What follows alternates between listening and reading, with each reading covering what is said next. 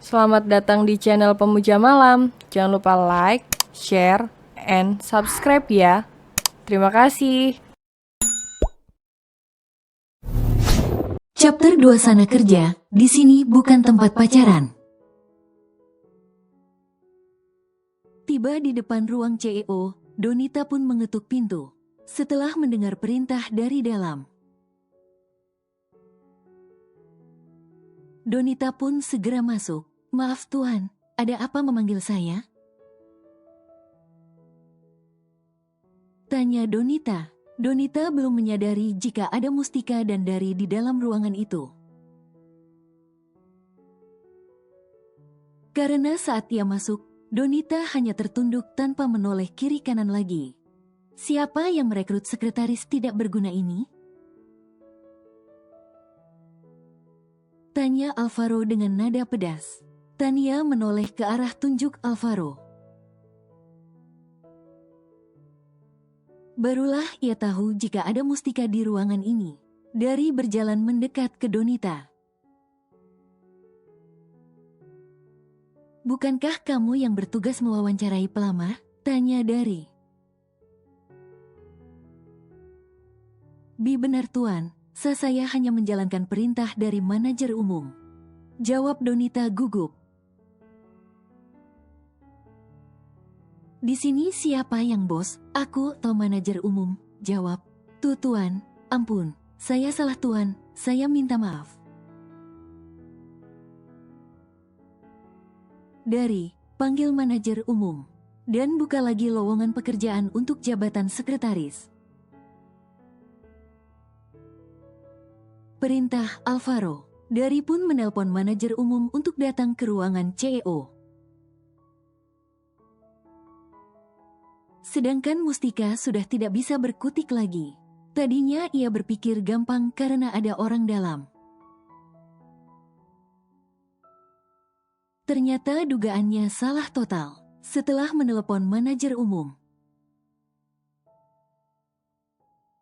Dari pun membuka lowongan pekerjaan melalui media. Di situ juga dicantumkan ciri-ciri dan kelayakan. Nanti biar aku sendiri yang wawancarai mereka, kata Alvaro. Tidak berapa lama manajer umum pun datang dengan tergesa-gesa. Ia takut jika ia berbuat kesalahan. Makanya dipanggil oleh bos mereka. Tuan, ada apa memanggil saya kemari? Tanya Effendi, kamu tahu kesalahanmu? Tanya Alvaro. Effendi menggeleng. Dia memang tidak tahu kesalahannya, lebih tepatnya tidak menyadari. Dia keponakanmu? Tanya Alvaro lagi. Effendi menoleh ke arah yang ditunjuk oleh Alvaro.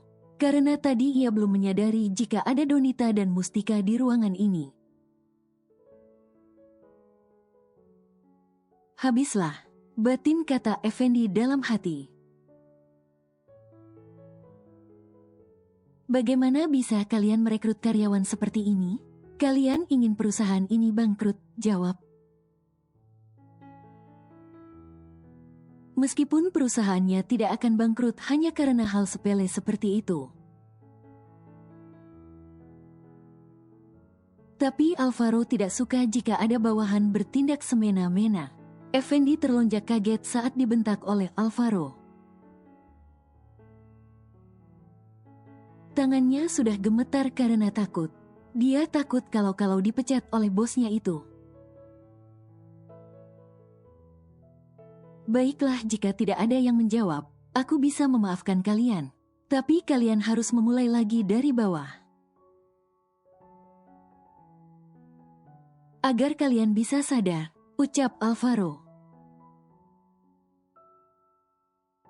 Alvaro meminta rekaman CCTV di ruang HRD. Kemudian ia memutar rekaman tersebut di depan mereka semua.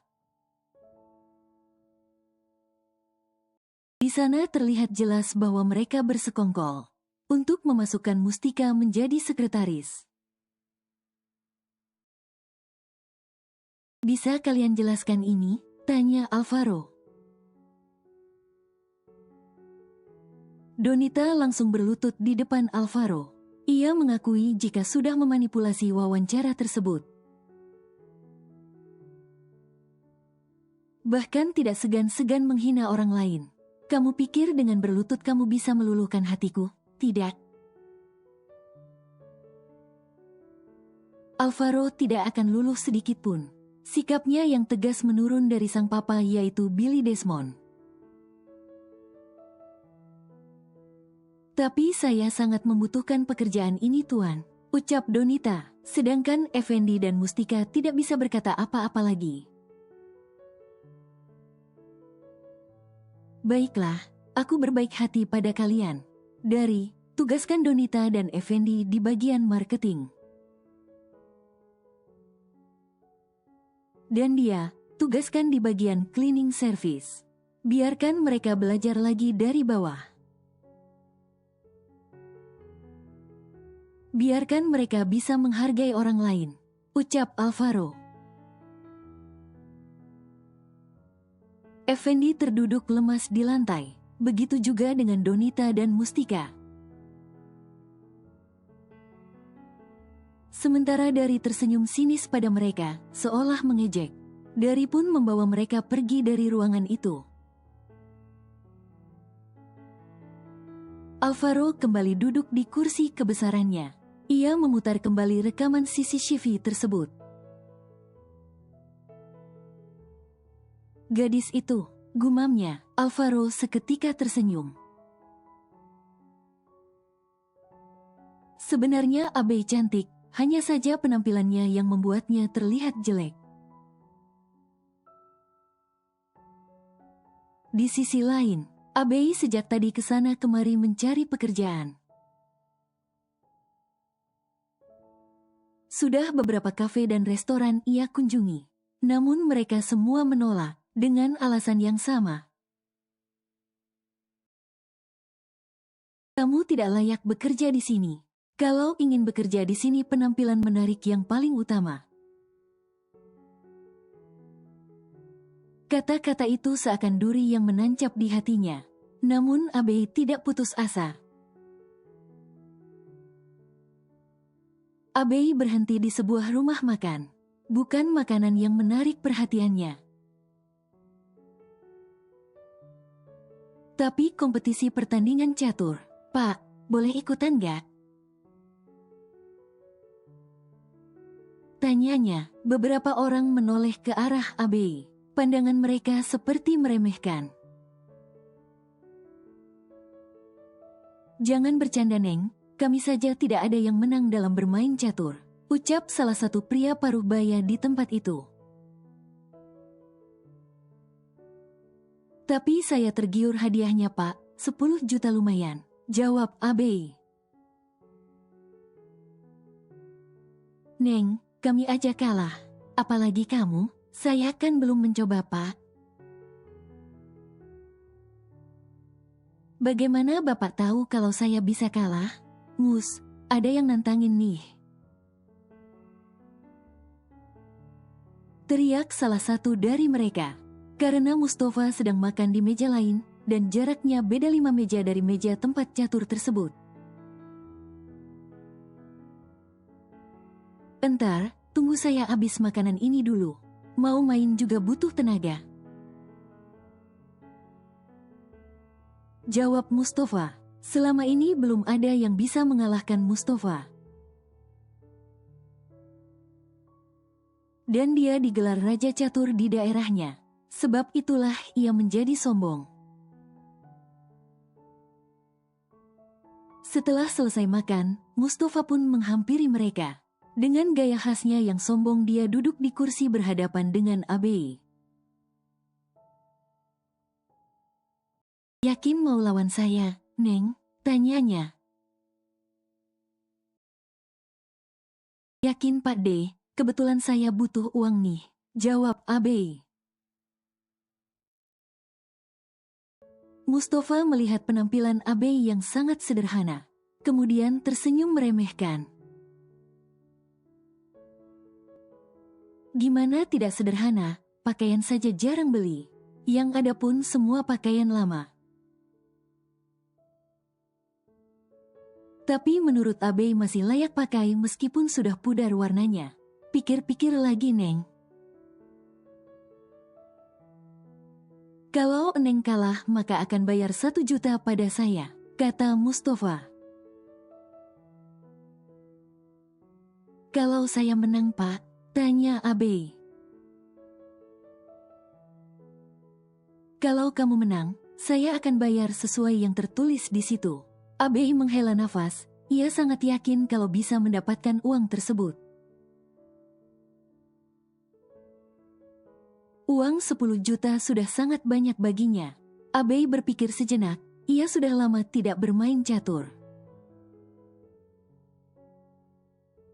Tapi bukan berarti dia lupa, permainan catur harus punya taktik untuk menyerang lawan.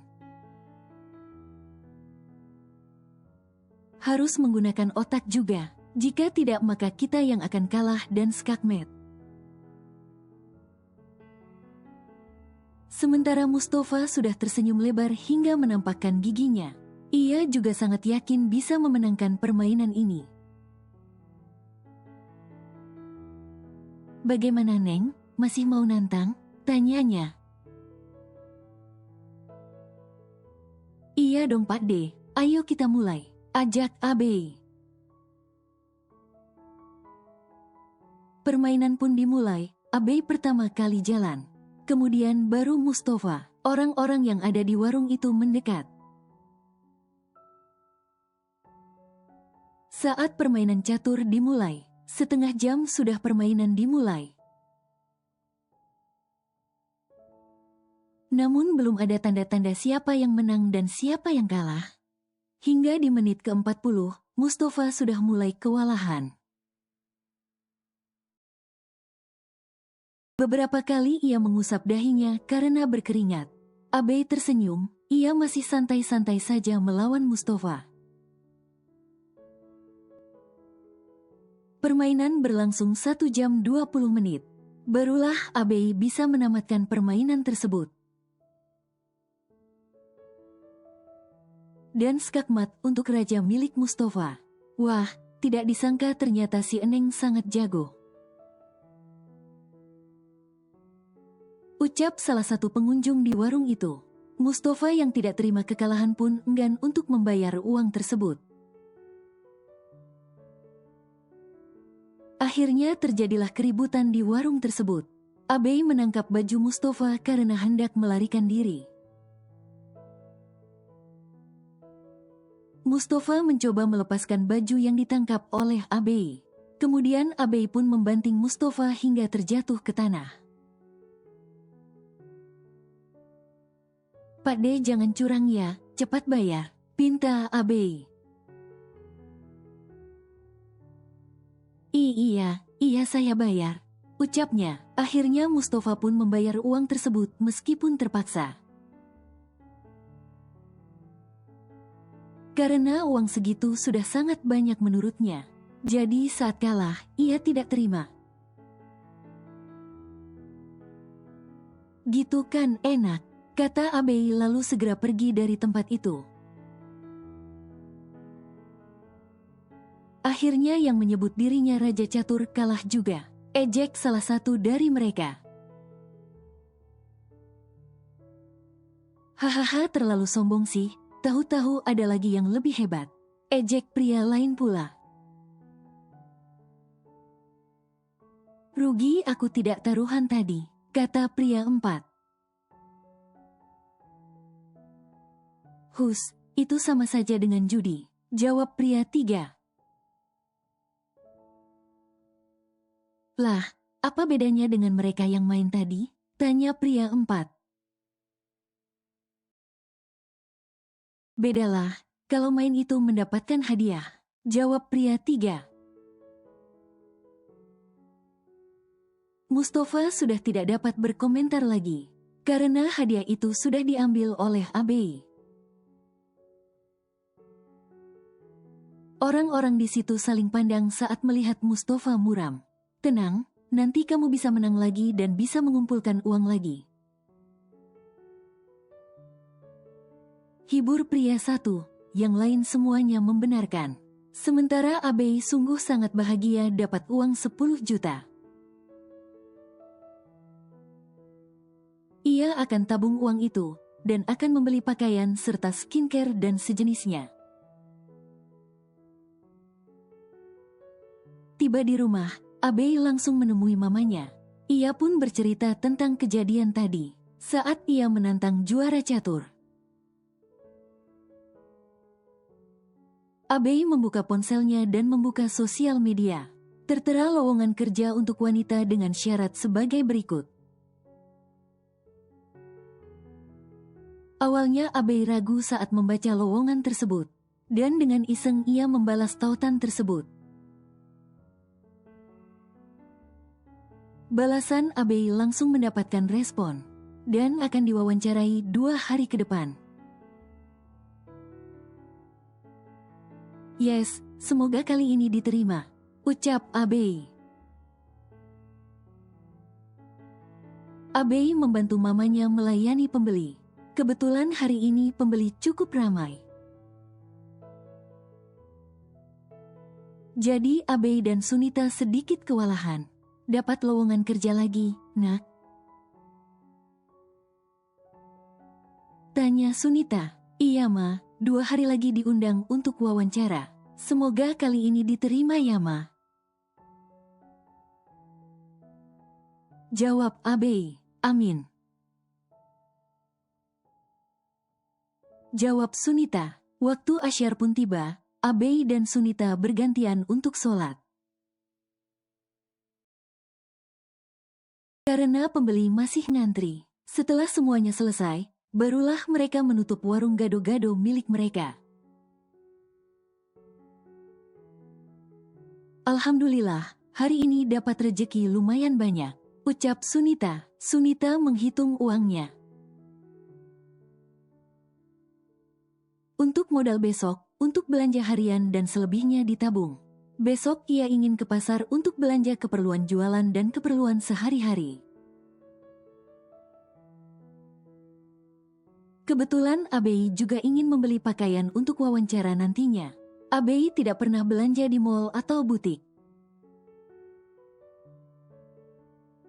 Ia hanya membeli pakaian di pasar tradisional saja. Hari wawancara pun tiba, Abei sudah bangun sejak pagi-pagi sekali. Biasanya setelah sholat subuh ia akan tidur lagi. Abei kali ini benar-benar mempunyai persiapan yang matang. Setelah selesai sarapan, Abei pun pamit kepada sang mama. Aku pergi dulu, ma. Pamit Abei. Sunita mengangguk dan tersenyum. Hati-hati sayang, semoga kali ini diterima. Ucap Sunita. Dengan perasaan ceria Abei pun pergi. Dengan mengendarai sepeda motornya, Abei sengaja berangkat lebih pagi, agar tidak terkena macet parah. Tiba di perusahaan, Abei pun meminta izin kepada satpam untuk masuk, dan mengatakan bahwa ia ingin ikut wawancara kerja. Silahkan Nona, ucap satpam tersebut. Setelah memarkirkan motornya, Abei pun masuk ke gedung perusahaan tersebut. Kali ini Abei masuk ke dalam lift karyawan, dan dia langsung menuju lantai 10 yaitu ruangan HRD. Tiba di lantai tersebut, Abei mulai grogi, apalagi saat melihat para pelamar sudah berdatangan. Jam 8 pagi, wawancara akan dimulai. Sekarang baru pukul 7.40, masih ada sedikit waktu untuk menenangkan diri agar tidak terlalu gugup. Tepat jam 8 pagi, Alvaro dan Dari langsung menuju lantai 10. Saat keluar dari lift, para pelamar yang notabene adalah wanita. Mereka semua tidak berkedip melihat dua sosok tampan di depan mata. Hanya Abe yang tidak terlalu memperhatikan kedua pria tampan itu. Ia malah fokus melihat CV miliknya, karena ia tidak ingin ada kesalahan lagi. Wawancara kerja akan segera dimulai. Kalian harus mematuhi aturan yang berlaku. Kata Dari, siap tuan. Jawab mereka serentak, mereka pun dipersilahkan masuk. Ada 30 pelamar yang datang saat ini, hanya untuk satu posisi sekretaris saja. Saya tidak ingin basa-basi dengan kalian, dan kalian akan saya beri tugas untuk menyelesaikan laporan yang ada di kertas ini. Ucap Alvaro, baik tuan. Jawab mereka serentak. Dari pun membagikan kertas tersebut pada mereka semua. Nanti mereka akan dinilai sesuai kecekatan dan kepandaiannya dalam bekerja. Semuanya mulai. Kata Dari. Kemudian Dari dan Alvaro pun keluar dari ruangan tersebut. Mereka akan datang lagi 1 jam kemudian. Tuan, gadis itu. Ucap Dari, aku tahu, sepertinya ia sungguh-sungguh ingin bekerja. Kata Alvaro, maksud tuan? Kamu tidak lihat tadi, hanya dia yang tidak menatapku. Bagaimana bisa aku diabaikan oleh gadis seperti dia? Dari menahan tawanya sekuat tenaga. Ingin rasanya ia ketawa mendengar tuannya yang narsis. 1 jam berlalu, Alvaro dan Dari pun kembali ke lantai 10. Saat mereka tiba di sana, ternyata Abe sudah selesai dengan laporannya. Sementara yang lain masih belum selesai. Ada 5 orang yang sudah selesai dan mereka akan diuji untuk ke tahap berikutnya. Dari mengumumkan siapa yang layak masuk ke babak berikutnya. Dari memberikan kertas dan nanti akan langsung dipresentasikan oleh mereka satu persatu. Mereka diberi waktu 2 jam untuk menyelesaikannya. Bila sudah selesai mereka akan mempresentasikan hasil yang mereka buat. 5 orang tersebut begitu gigih menyelesaikan tantangan mereka. Abe yang paling pertama selesai. Kemudian ia pun diminta untuk mempresentasikan hasil kerjanya. Alvaro tersenyum melihat Abe mempresentasikan hasil kerjanya itu. Dan itu terlihat oleh Dari. Setelah selesai Abe pun duduk, kemudian giliran yang lainnya. Satu persatu mempresentasikan hasil kerjanya dengan cara mereka sendiri. Baiklah, semua hasil kerja kalian bagus. Tapi saya hanya memilih 1 orang untuk menjadi sekretaris. Ucap Alvaro. Abe dan yang lainnya sudah deg-degan. Alvaro sengaja menunda untuk mengumumkan siapa yang layak dan tidak untuk diterima. Tuan, bukankah kita juga memerlukan pengganti manajer umum dan HRD? Tanya Dari. Manajer umum aku mau laki-laki. Jawab Alvaro. Tuan, mengapa tidak sekalian saja? Agar kedepannya tidak perlu membuka lowongan pekerjaan lagi? Saran Dari. Kamu benar. Jawab Alvaro. Menurutmu siapa yang layak menjadi manajer umum dan HRD? Tanya Alvaro. Dari melihat kembali CV mereka semua. Dari kelima pelamar mereka semua hebat. Tapi yang diperlukan hanya 3 orang. Tadinya mereka akan memilih satu saja.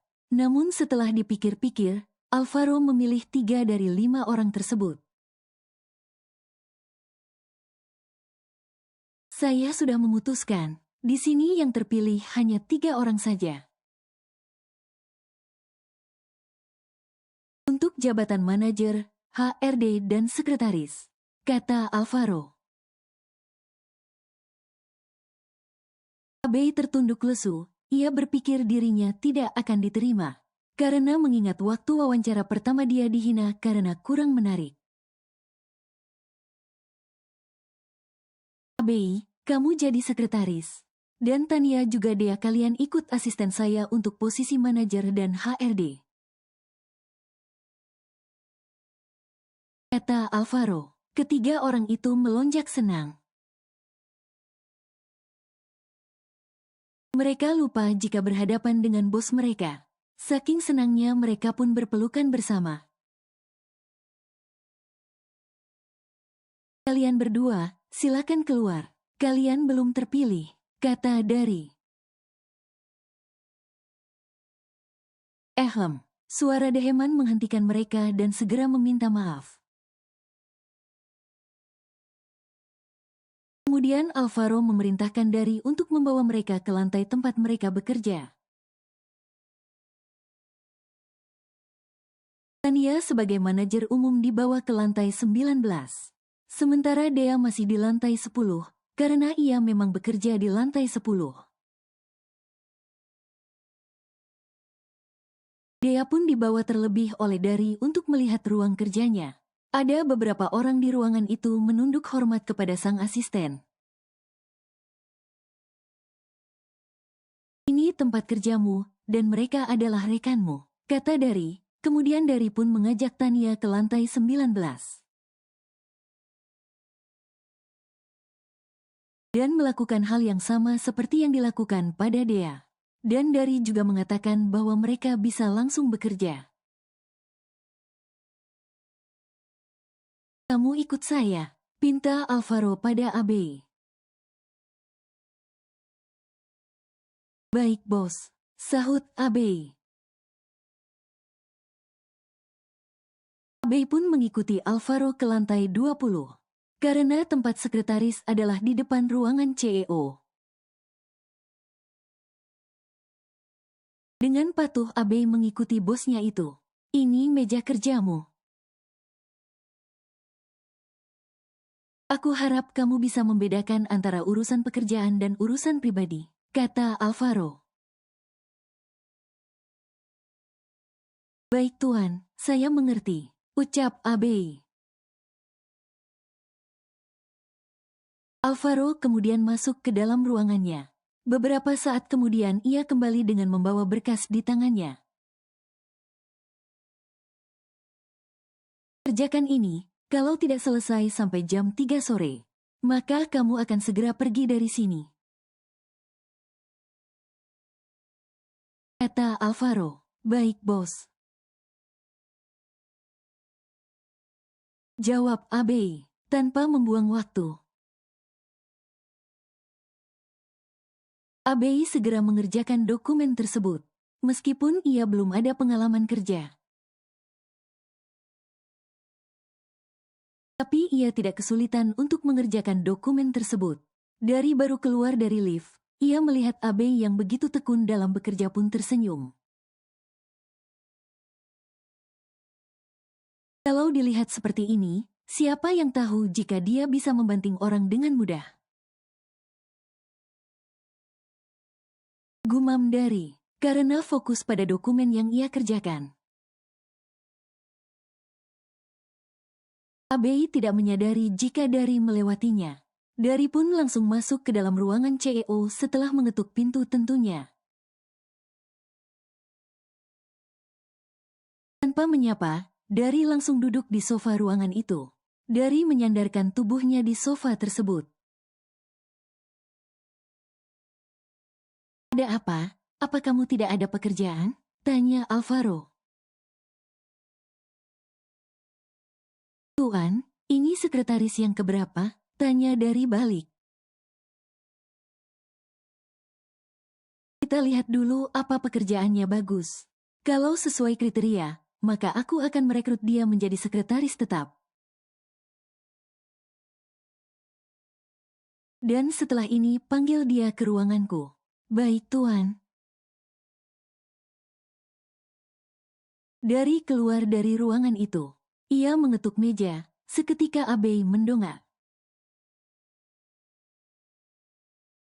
Abei tersenyum kikuk karena ia sudah pasti mengenali pria di depannya. Pria yang ia banting beberapa hari yang lalu. Tuan, maafkan saya, ucap Abei gugup. Takutkan sekarang? Hari itu kamu begitu berani membanting saya. Hingga tulang belakang saya retak. Hah, sekuat itukah? Perasaan tidak kuat deh. Batin Abei, kamu harus tanggung jawab, bayar kompensasi untukku. Kompensasi apa? Tanya Alvaro yang tiba-tiba di belakang dari. Tuan, tidak apa-apa Tuan. Jawab dari gugup. Meskipun mereka sahabat, tapi di kantor dari tetaplah bawahan. Bos, itu maaf katanya tulang belakang Tuan ini retak. Dan meminta kompensasi sebagai tanggung jawab. Jawab Abei. Sejak kapan kamu pandai memeras orang? Apa gaji yang aku berikan masih kurang? Tanya Alvaro. Tidak Tuan, bos saya cuma bercanda. Jawab dari, sana kerja, di sini bukan tempat pacaran. Ucap Alvaro, siapa juga yang pacaran? Gak banget, aku hanya ingin kerja agar dapat uang. Gumam Abei, kamu bicara apa? Tanya Alvaro, tidak Tuan, bos, saya tidak ngomong apa-apa. Jawab Abei, kalau sudah selesai masuk ke ruanganku. Perintah Alvaro, baik bos. Jawab Abei, dari yang berada di ruangannya menggerutu kesal. Niatnya ingin mengerjai Abei tidak jadi, tapi ia akan balas dengan cara lain nantinya. Bantingan keras dari Abei cukup menjatuhkan harga diri seorang dari. Sebenarnya ia juga bisa bela diri. Namun entah mengapa ia begitu mudah dibanting oleh Abei yang notabene seorang gadis. Dari menyandarkan tubuhnya di sandaran kursi, ia memikirkan cara untuk membalas pada Abei. Seketika ia tersenyum karena sudah mendapatkan ide. Pintu ruangan CEO diketuk. Abei masuk dengan membawa berkas di tangannya, dan segera menyerahkan berkas tersebut kepada sang bos. Alvaro menatap Abei sebentar lalu mengambil berkas dan memeriksanya. Alvaro tersenyum tipis, tapi tidak disadari oleh Abei. Alvaro mengangguk puas dengan hasil kerja Abei. Baru pertama kali sudah bisa membuat laporan dengan rapi dan detail. Bagus, pekerjaanmu bagus. Kita akan bicarakan soal gaji. Berapa yang kamu inginkan untuk gaji seorang sekretaris? Aku baru masuk kerja rasanya tidak layak untuk berbicara soal gaji. Apalagi jika aku yang menetapkannya. Kamu mau minta berapa? 20 juta? 30 juta? Sebutkan. 30 juta, Baik deal ya, 30 juta. Tidak bukan itu maksudku. Apa gaji sekretaris sebesar itu?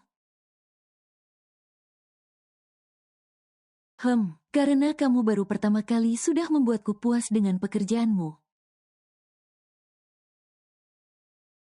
Aku tidak segan-segan memberimu gaji tinggi.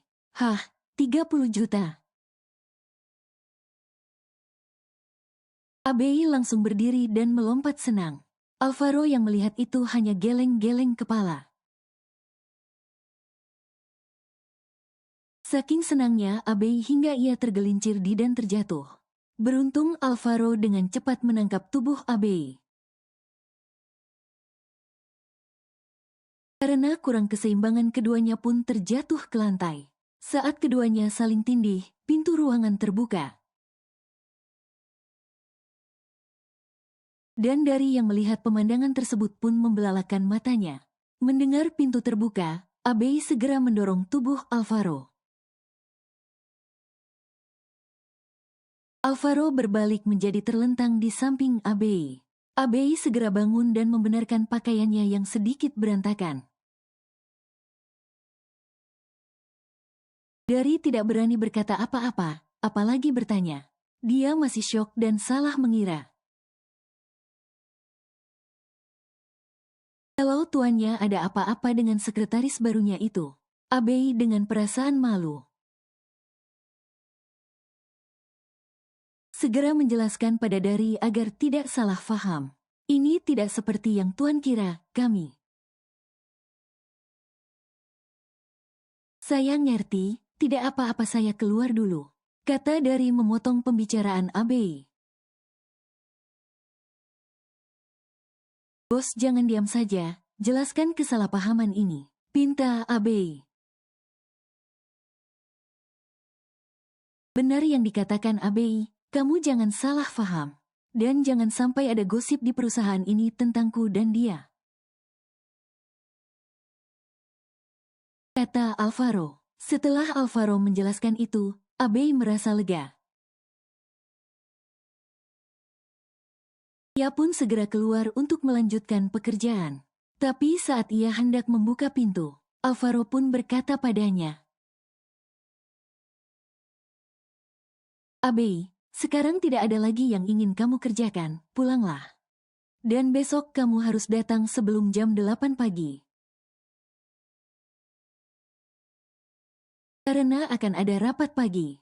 Baik bos, saya akan datang lebih awal. Abei pun keluar dari ruangan itu, ia sudah diizinkan pulang oleh atasannya. Tidak peduli walau belum waktunya pulang kerja. Aku sampai lupa untuk makan siang, gumam Abei. Kemudian ia pun pergi. Setelah membereskan meja kerjanya yang memang tidak berantakan, namun Abei tidak suka jika tempatnya berantakan meskipun sedikit. Maka ia akan membereskannya secepatnya. Kenapa tidak ketuk pintu kalau masuk? Tanya Alvaro. Maaf Tuan, saya pikir Tuan.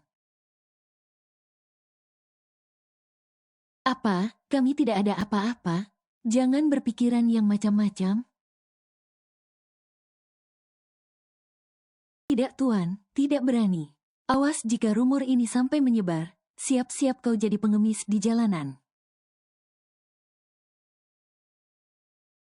Dari mengangguk, mana berani dia menyebar rumor seperti itu, ucapan tuannya tidak main-main. Alvaro duduk di kursi kebesarannya. Diam-diam Dari memperhatikan wajah tuannya yang terlihat memerah. Dari ingin bertanya, tapi tidak berani. Takutnya tuannya tersinggung. Ada apa kamu kemari? Tanya Alvaro. Hanya ingin bertanya tentang meeting hari ini. Jawab Dari. Apa kamu tidak dengar? Meeting diundur besok pagi. Iya, saya dengar Tuan. Oh ya, hari ini aku tidak banyak pekerjaan. Aku ingin pulang cepat. Saya bagaimana? Tanya Dari. Kamu, apa pekerjaanmu sudah selesai? Dari menggeleng. Tanpa berkata apa-apa lagi, Alvaro langsung menyambar jasnya yang ada di kursi. Ia melangkah pergi meninggalkan Dari yang masih terduduk di kursi. Sebelum keluar, Alvaro berpesan agar jangan lupa mengunci pintu ruangannya. Dari hanya mengiyakan saja. Untung banget jadi bos, tinggal perintah saja. Gumam Dari. Abei ternyata sedang bertemu Mustika di bawah. Mustika yang berseragam cleaning service pun masih sempat sombong pada Abei. Abei hanya mengabaikan saja, dan itu membuat Mustika menjadi geram.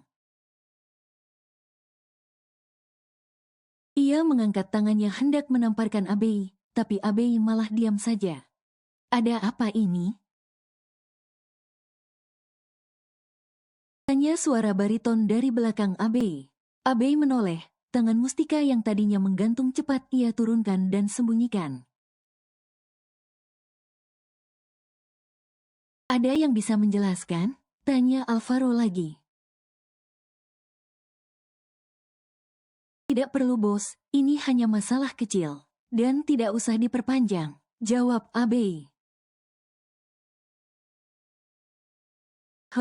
Abei kemudian pergi dari situ.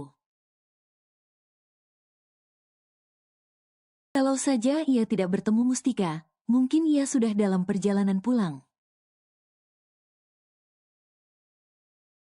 Abei sendiri tidak tahu apa salahnya dengan Mustika. Mustika berubah manis saat berhadapan dengan Alvaro. Sebenarnya ia bukan orang susah. Hanya saja demi mendekati Alvaro, ia rela bekerja di sini. Dengan bantuan dari sang paman, ia bisa masuk. Tapi semua itu tidak kekal adanya, karena niat awalnya sudah tidak benar.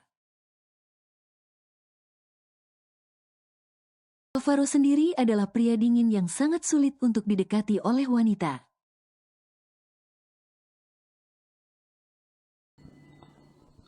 Bersambung.